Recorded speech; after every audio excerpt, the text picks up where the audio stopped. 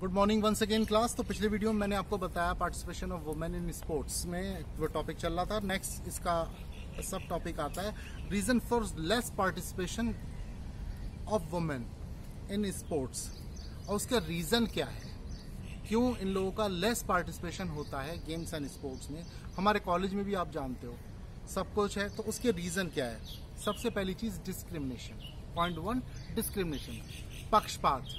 हमेशा sports player जितने भी होते हैं, स्पोर्ट्स मैन जितने होते हैं, उनके साथ खास तौर से जो पक्षपात रहता है फीमेल प्लेयर्स में और कंपेरेटिव टू मेल, उनमें पक्षपात होता है, डिस्क्रिमिनेशन होता है। तो ये उसका शिकार होते हैं और इससे उनका एक मोटिवेशन जो है उनको नहीं मिल पाता, और ये लोग अगर परफॉर्म करना भी चाहते हैं तो नहीं कर पाते, कुछ भी वजूहात रहते हैं कैसे भी रहे। इसके बाद आता है नेक्स्ट पॉइंट होता है lack of motivation. Lack of motivation यानी इनको मोटिवेट करने वाला कोई नहीं होता। अगर ये खेलना भी चाहे तो इनको कोई मोटिवेट नहीं करेगा। अब मैंने जैसे पिछले वीडियो में बताया कि भारत के पीएम श्री नरेंद्र मोदी ने उनको अप्रिशिएट किया, मोटिवेट किया, ठीक है, उनकी परफॉर्मेंस के लिए, महिला हॉकी टीम की परफॉर्मेंस के लिए। तो उसके बाद अब जो है मोटिवेशन उनको जो है नहीं मिलता है, ना ही पेरेंट्स से मिलेगा उनको, ना ही उनके फ्रेंड सर्कल से मिलता है, और जब वो पार्टिसिपेट भी करना चाहें तो उन्हें क्रिटिसाइज किया जाता है, और इसलिए उनको ये प्रॉब्लम क्रिएट होती है। इसके बाद आता है आपका bad attitude towards society. Next point, हमारी सोसाइटी जो है वो पुरुष प्रधान है, मेल डोमिनेटिंग है। अब जो है उन लोगों को सबसे बड़ी प्रॉब्लम ये होती है कि वो लोग जो है हमेशा डोमिनेट करना चाहते हैं। अगर कोई परफॉर्म करे तो उनको जो है एक खराब नज़रिए से देखा जाता है, एक अच्छी नज़र से नहीं देखा जाता, उन पर बेबुनियाद शक किए जाते हैं। तो ये जो है एक एटीट्यूड उनका बहुत नेगेटिव अप्रोच रहती है सोसाइटी की उन लोगों के लिए, उन प्लेयर्स के लिए। इसके बाद आता है number 4 lack of education of in women. Women में वो lack of education comparative to men, वो आज भी यही बना हुआ है कि जो है पढ़ाई लिखाई जो है फीमेल पर्सन की जो होती है वो बहुत ज़्यादा कम होती है कंपेरेटिव टू मेल पर्सन। उनको जो है तुम्हें क्या करना है, शादी करनी है, फिर इसके बाद घर बार का हो जाना है, तुम्हें पढ़ाई से क्या मतलब, ज़्यादा पढ़ाई करके क्या करोगे। जब पढ़ाई पर ही इतनी ज़्यादा प्रॉब्लम्स क्रिएट होती हैं तो गेम्स एंड स्पोर्ट्स तो उनके लिए अभिशाप माना जाता है। तो ये इसकी वजूहात रहते हैं। इसके बाद आता है लैक ऑफ फैसिलिटीज़। फैसिलिटीज़ की बहुत कमी होती है। पहली चीज़ तो जो इन सारी प्रॉब्लम्स के साथ साथ जैसे discrimination, lack of motivation, bad attitude towards society, इसके बाद लैक ऑफ एजुकेशन, उसके बाद लैक ऑफ फैसिलिटीज़।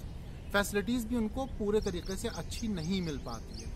आपने एक मूवी देखी होगी दंगल, उसमें आपने एक पिता को अपने बच्चियों को एथलीट बनाने के लिए कितनी स्ट्रगल करनी पड़ती है। वो सारी स्ट्रगल को फेस करता है वो इंसान, फिर कहीं जाके वो बच्चे उसके इस लायक बन पाते हैं कि वो भारत के लिए मेडल जीत सके। इसके बाद आता है लैक ऑफ कॉन्फिडेंस।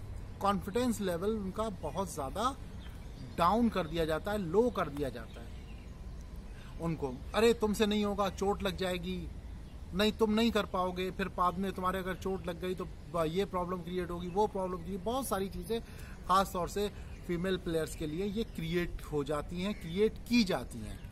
इसके बाद आता है लैक ऑफ सेफ्टी। बस इस चीज़ को बहुत ज़्यादा, ये इम्पॉर्टेंट पॉइंट है, लैक ऑफ सेफ्टी, यानी बच्चियों की सेफ्टी की बड़ी प्रॉब्लम हो जाती है। कोई माँ बाप अपने बच्चों को खेलने के लिए भेज भी दें तो वो सोचते हैं पता नहीं क्या माहौल है, क्या हालात है, क्या सिचुएशन है आजकल क्या सब जगह ऐसा हो रहा है, तो उनकी सेफ्टी की प्रॉब्लम बहुत बड़ी क्रिएट होती है। तो वो बच्चे, माँ बाप उनको सोचते हैं नहीं बेहतर है तुम घर में ही रहो। अगर चाहते हो कहीं परफॉर्मेंस देना भी चाहते हो, कहीं अच्छा खेलने जाना भी चाहते हो, तो माँ बाप को फिक्र रहती है हमारी बच्ची की सेफ्टी का क्या होगा। तो ये एक बहुत बड़ी प्रॉब्लम है, और ये प्रॉब्लम जेन्युइन भी है। हमें उन बच्चों को ऐसा माहौल देना होगा, उन बच्चियों को जो पार्टिसिपेट करें, तो उनकी सेफ्टी की रिस्पॉन्सिबिलिटी सबको लेनी होगी, तब माँ बाप अपने बच्चों को अलाउ कर पाएंगे उनको पार्टिसिपेट कराने के लिए। इसके बाद आता है lack of interest. Lack of interest, जब ये लैक ऑफ सेफ्टी और lack of confidence, lack of facilities, lack of education, bad attitudes toward society, lack of motivation and discrimination. इतना सब कुछ होने के बाद बच्चों में लैक ऑफ इंटरेस्ट क्रिएट होता है। उन बच्चियों का जो है इंटरेस्ट जो है वो बहुत ज़्यादा डाउन होने लगता है, ख़त्म होने लगता है। गेम्स पीरियड में आप देखिए बच्चे अगर पार्टिसिपेट करना चाहते हैं तो बहुत, और ये वो लोग ग्रुप बना के आपस में बात करना ज़्यादा बेहतर समझते हैं मुकाबले खेलने के, आपने देखा होगा। तो इंटरेस्ट उनका डेवलप करने के लिए उनको मोटिवेट करना चाहिए, उनको परफॉर्म करना चाहिए।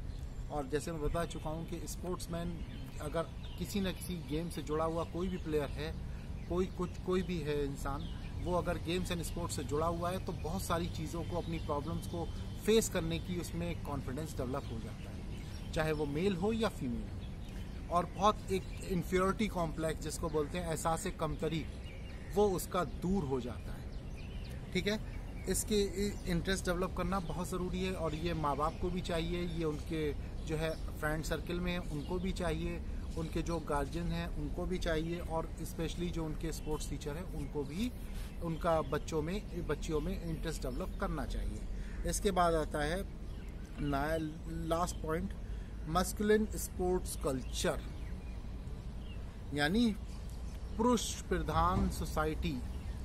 यानी जो भी स्पोर्ट्स कल्चर है हमारा वो मस्कुलिन है। ठीक है, जो भी परफॉर्मेंस रहती है वो मेल पर्सन की रहती है। सपोज दैट अगर उनको वेट ट्रेनिंग करनी है तो उन्हें बॉयज़ के साथ जिम में शेयर करना होगा, उनको बड़ा एम्बैरेसिंग फील होगा। उनके लिए ऐसा कल्चर ही नहीं है। अगर वो खेलना चाहती हैं, कुछ बच्चियां हॉकी या फुटबॉल खेलना चाहती हैं तो बॉयज़ के साथ खेलें। बॉयज़ के साथ उनको इंजरी होने के चांसेस बढ़ जाते हैं, उनको स्पोर्ट्स कल्चर नहीं मिल पाता। ठीक है, तो ये एक बहुत बड़ी वजूहत बनते हैं।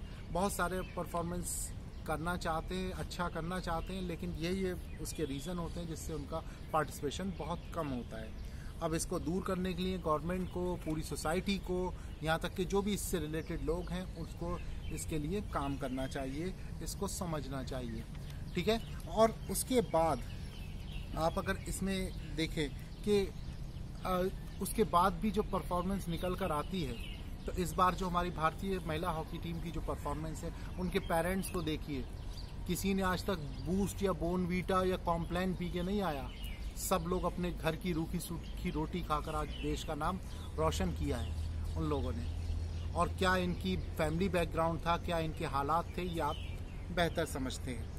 और सबको मालूम है, पूरी दुनिया देख रही है। तो हम लोगों को चाहिए कि इन लोगों को मोटिवेट करें।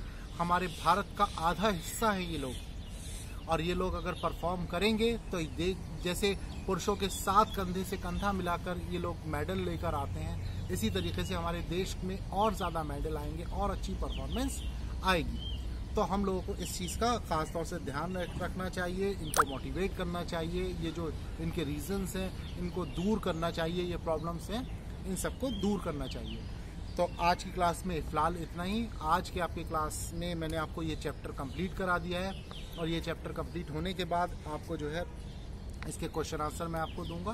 क्वेश्चन आंसर आपको लिखना होंगे।